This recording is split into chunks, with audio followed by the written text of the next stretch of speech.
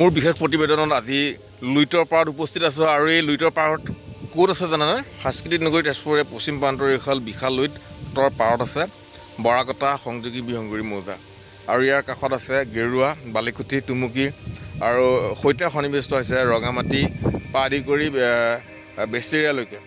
এই যে যিটো বিস্তীৰ্ণ অঞ্চল দেখিছে, এই বিস্তীৰ্ণ অঞ্চলৰ কাষতে আছে বিশাল লুইতখন। কিন্তু এই বিশাল লুইতখন ইয়াত নাছিলে আগতে। এই বিশাল লুইতখন আছিলে বহু কিলোমিটাৰ আঁতৰত। এতিয়া এই লুইতখন আহিছে, লুইতখন আহি পেলাই পাৰ খনন কৰি খহাইছে। খহোৱাৰ পিছত এই লুইতখনে বিশেষকৈ ক্ষতিগ্ৰস্ত কৰিছে বিহংগুৰি মৌজা, বিহংগুৰিবাসীক। চাওঁ আহকচোন কি ধৰণে ক্ষতিগ্ৰস্ত কৰিছে। তথাপি কওঁ যেতিয়া বাৰিষা আহে এই বিশাল লুইতখন এই ভূমিতকৈ বেছি ওখ হৈ যায় আৰু ওখ হৈ যোৱাৰ ফলত বৈ আহি গছ গছনি, পশু পক্ষী আৰু ইয়াৰ সমভূমিত থকা খেতি বাতি বিশ্ব ক্ষতিসাধন কৰে। কেতিয়াবা লুইতখন মানুহৰ প্ৰতি বেছি ৰাগিয়াল হৈ উঠে আৰু ইয়াৰ নিশ্চয় কাৰণ আছে।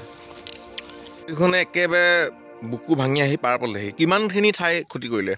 ক্ষতি মানে হাজাৰ পুৰা থাকি ওপৰৰ ক্ষতি কৰিলে আৰু হাজাৰ পুৰা।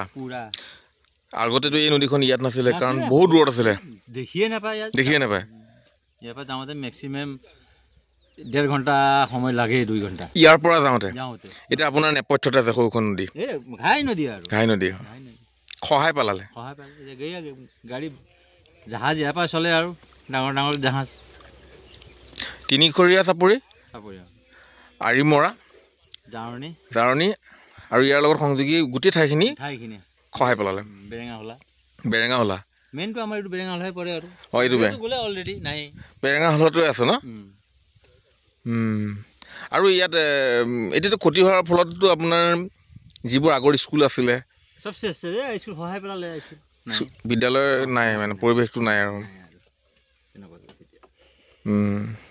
আৰু শিমলুগুৰি থানখন গ'ল। থানটো ক'ত গ'লে চিন মানেই নাই, সেইটো ধৰিবই নোৱাৰে কোনো ক'ত আছিল। ইয়াৰ পিছত কি ব্যৱস্থা কৰিব? আপোনালোকে বেলেগলৈ যাব গ'লে। নদীখনে কেতিয়াবা নিৰীহ জনতাৰ আকুণ্ঠ আহ্বান নুশুনে। নদীখন চকুৰ ওচৰ চাপে আৰু বৈ যায় চিৰনিদ্ৰাত। নদীয়ে খহাই যায় কৃষকৰ বুকুৰ এফাল সোণগুটিৰ পথাৰ।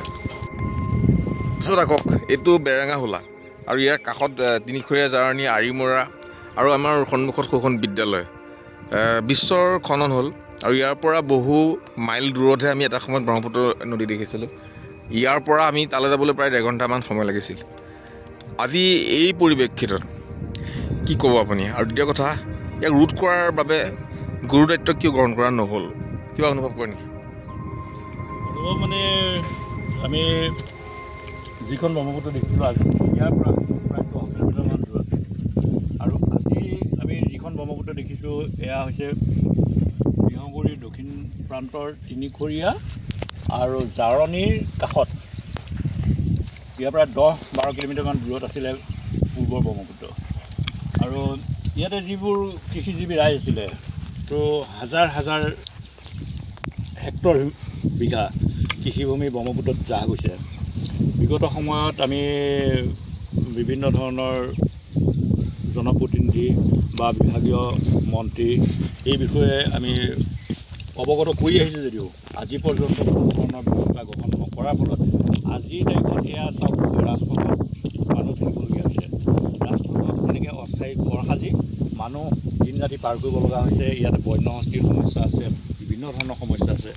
তাৰ মাজতো জীৱন আৰু সম্পত্তিৰ নিৰাপত্তা নিশ্চিত নোহোৱাকৈ আজিৰ তাৰিখত মানুহ এনেদৰে ৰাজপথতে ঘৰ সাজি থাকিবলগীয়া হৈছে। এনেধৰণৰ পৰিৱেশ পৰিস্থিতি আজিৰ তাৰিখত বিহংগুৰিত হৈ আছে।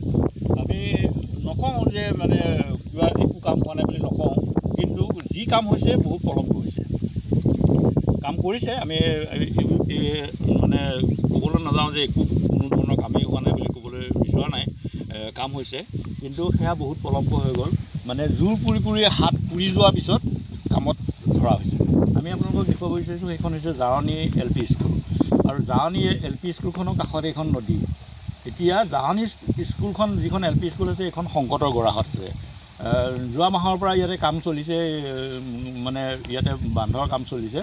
ইয়াতে সেয়া জিঅ' বেগ দিয়াৰ ব্যৱস্থা কৰিছে।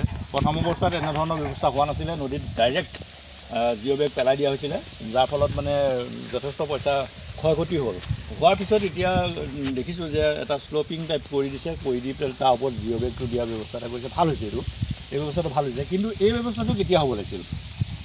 এই ব্যৱস্থাটো আজিৰ পৰা 5 বছৰ আগত হ'ব লাগিছিল।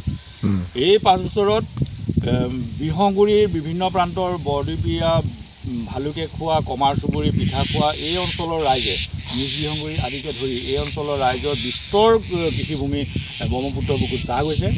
আৰু এই অঞ্চলত জাহনী, এতিয়া চাওক জাহনী গাঁওখন সম্পূৰ্ণৰূপে নোহোৱা হৈ গ'ল। সম্পূৰ্ণৰূপে জাহনী গাঁওখন নোহোৱা হৈ গ'ল।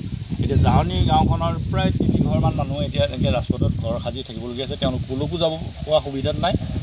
আৰু জাহনী গাঁওখনৰ প্ৰায় আধাতকৈ বেছি মানুহ ইতিমধ্যে নিথৰুৱা হ'ল। তেওঁলোক মানে অন্য ঠাইত বসতি কৰিবলগীয়া হৈছেগৈ। আৰু কেইঘৰমানহে বাকী আছে জাহনী গাঁওখন যাবলৈ। মানে যোৱা 5টা বছৰৰ ব্ৰহ্মপুত্ৰৰ গৰাখহনীয়াত এখন গাঁও সম্পূৰ্ণৰূপে নিশ্চিহ্ন হোৱাৰ উপৰিও আন এখন জাহনী গাঁওখন প্ৰায় নিশ্চিহ্ন হোৱাৰ পথত আছে। মানে খহনীয়া প্ৰতিৰোধ হৈছে যদিও দেৰি হৈছে, বহুত পলম হৈছে। আৰু দ্বিতীয় কথা, এই ভূমিত নহয় বহুত দূৰৰ ভূমিত কৰিব লাগিছিল এই প্ৰতিৰোধটো। এই নদী গৰ্জমান চিৰবহনীমান, এই নদীৰ খং আছে আৰু আকুলতা আছে।